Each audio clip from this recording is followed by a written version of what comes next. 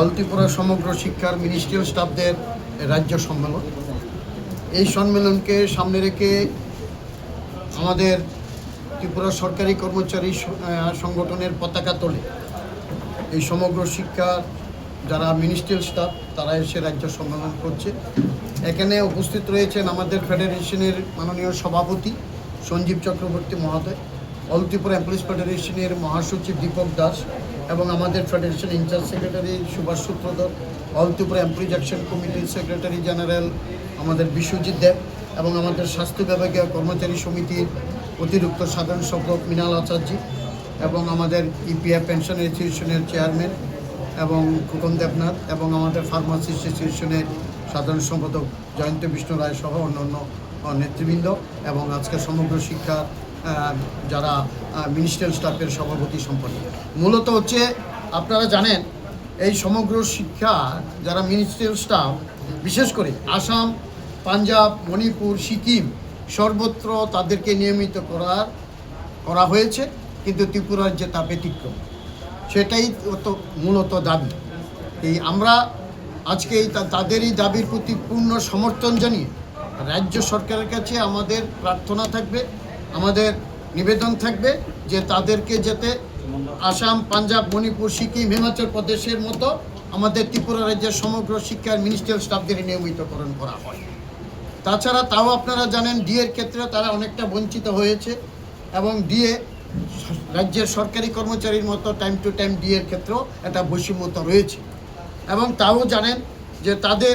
বিভিন্ন সময়ে যে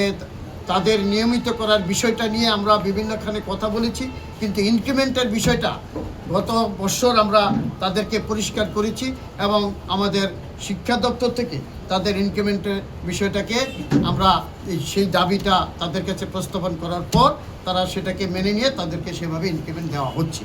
কিন্তু সবচেয়ে বড় ব্যাপার হচ্ছে গ্র্যাজুইটির ক্ষেত্রেও তাদের কিছুটা বৈষম্য রয়েছে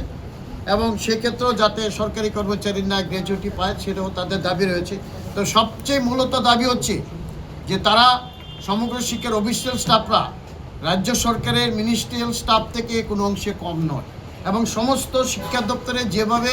এই সমগ্র শিক্ষার মিনিস্ট্রিয়াল স্টাফরা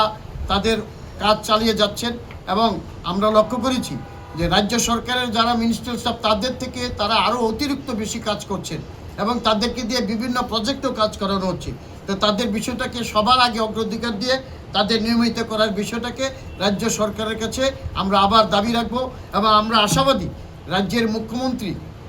যেখানে ত্রিপুরা রাজ্যের শিক্ষক কর্মচারীদের থেকেই তিনিও একজন কর্মচারী হিসাবে,